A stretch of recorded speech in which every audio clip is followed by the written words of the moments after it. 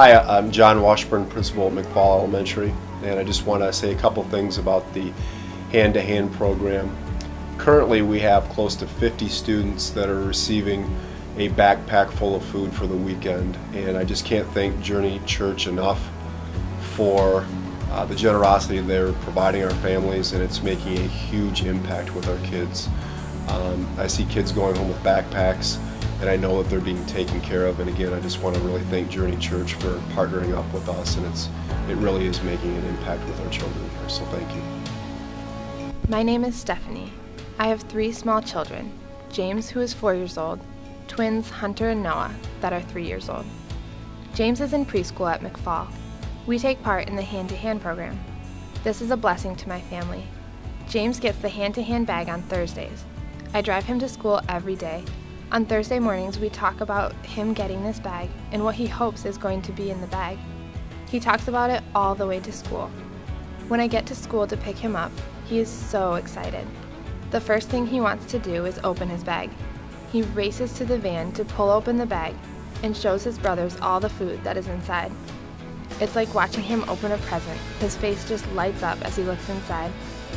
Most Thursdays, the boys eat what is in the bag for lunch. James looks at the snacks inside and saves some of them for 3 weeks, till he has one for him and one for each of the twins. The smile on his face is so wonderful to see as he gives his brothers something from his hand-to-hand bag. This program is very special. It shows James that someone cares about him, even if they don't know who he is, that he is special.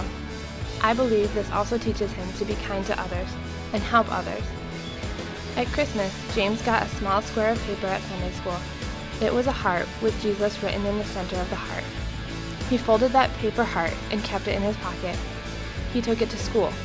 He was showing the other kids and telling them that Jesus is in your heart is the best present ever. This hand-to-hand program really shows this. When you have Jesus in your heart, you do wonderful things for others. To James, this program gives him a special gift every week. Something to be excited about, a reason to share with others. Thank you very much for blessing us with this gift and for sharing God's love. Stephanie, James, Hunter, and Noah. So for about 5 years of my life, these past 5 years, I've struggled with an eating disorder in the form of anorexia. And it's been just a roller coaster of ups and downs and thinking I'm getting better, but really just kind of fooling myself. I was presented with an opportunity that I was not ready for at all, but God was ready for me to hear it, and that was to go to an inpatient facility, and there's 4 different locations around the country, and it's called Mercy Ministries. And the first thing that came to my mind was it's another option. I'm not going to go. I don't want to go. I've tried everything. I've been to an inpatient hospital. I've been to 3 counselors. I've been to a psychiatrist. All of this stuff.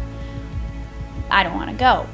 Well, I had that week to kind of sit on it and think of it, and I thought about it a lot, and I pretty much just said, okay, for my parents' sake, I'll look into it, but I won't. I'm not going. I was adamant that I was not going.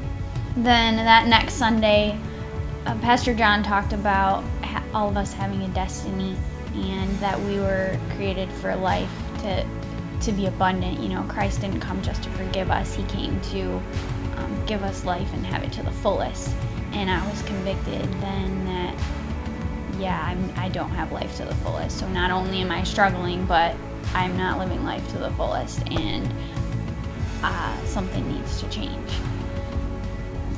So before the Fear series even began, I knew what I had to do. But then Pastor John had said, kind of concluding his message, what would you do if you weren't afraid? And do that. Do that now. And I knew immediately what it was, and so I remember going up to him after the service even and saying, I was in tears saying, this is what I need to do. I think it's always hard to admit that you're not strong on your own, but it's the first step that needs to happen. It was the first step in my journey, and it's the first step that needs to happen for God to open up doors. While you're watching this video right now, I am at Mercy Ministries, and it is the generosity and the love that Journey, my family, you guys have shown me that has helped get me here. So thank you so much.